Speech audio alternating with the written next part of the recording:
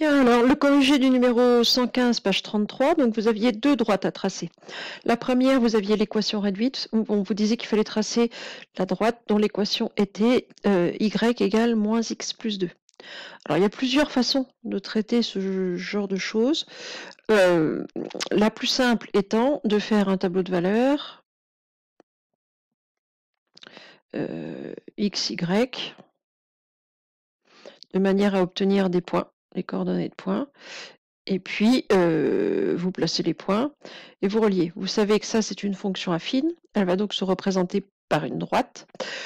Pour tracer une droite, 2 points suffisent. Moi, j'ai tendance à dire que avec 3, on est un petit peu plus tranquille, puisque si jamais on se trompe en plaçant 1, ça peut arriver, hein, eh bien, on va pas s'en rendre compte s'il n'y a que 2 points, puisque s'il n'y a que 2 points, de toute façon, ils seront toujours alignés. Avec 3 points, s'il y en a un qui est mal placé, vous allez tout de suite le voir, puisque vos 3 points ne vont pas être alignés.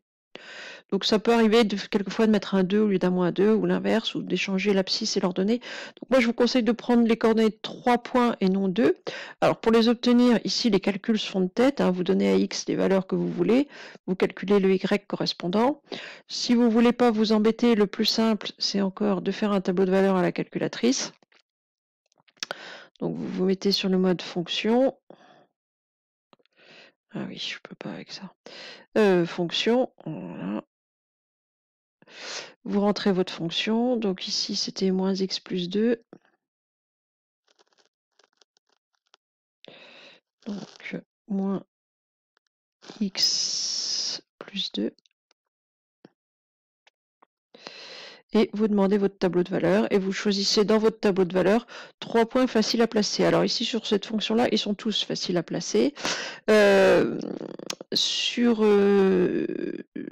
une fonction qui serait plus compliquée, bah, n'hésitez pas à faire afficher plein de points et d'en choisir de préférence des points à coordonnées entières. Et bien évidemment que si vous avez du 0,33333, par exemple, ce sera évité puisqu'ils ne seront pas faciles à placer.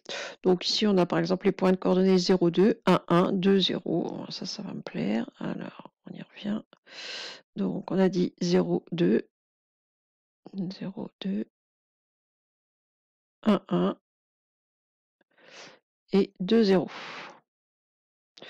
Donc, vous avez les coordonnées de 3 points. Vous allez dans le repère, vous placez les 3 points.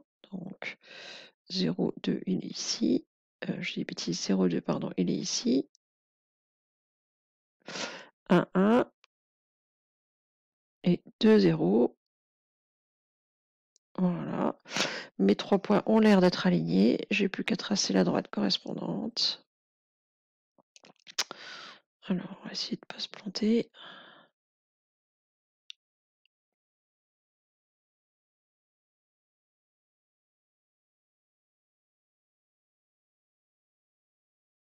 Voilà, alors c'est une droite.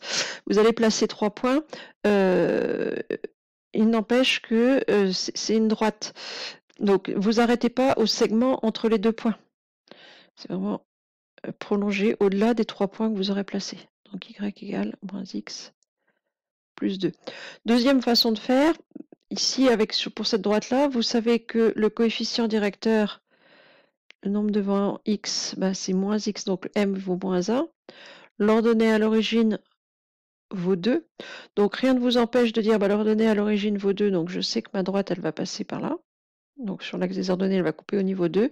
Coefficient directeur qui vaut moins 1, donc ça va descendre. Dire que ça vaut moins 1, bah, moins 1 c'est pareil que moins 1 sur 1. Donc ça correspond au déplacement vertical divisé par le déplacement horizontal. Ça veut dire que lorsque je vais faire un carreau à l'horizontale, je vais descendre d'un carreau. Et je retrouve ici le deuxième point que j'avais placé. Donc je peux tracer ma droite donc, par coefficient directeur ordonné à l'origine si j'ai envie, ou en prenant les coordonnées de 3 points, que vous faites les calculs soit à la main, soit avec le tableau de valeurs de la calculatrice.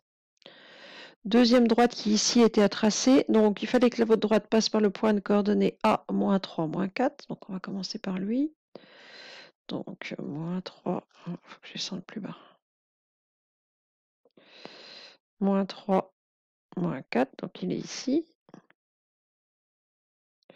Donc ça, c'est le poids. Et on vous disait aussi, il faut que la droite ait pour coefficient directeur 3. Donc le coefficient directeur doit être égal à 3.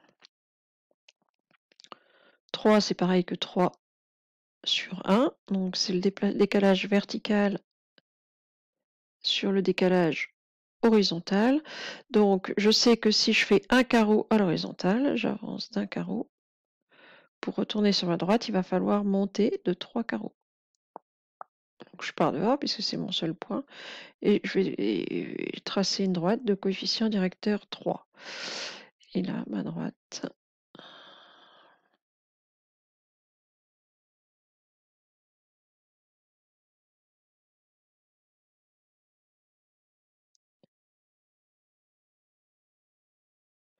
Là, voilà, en coefficient directeur.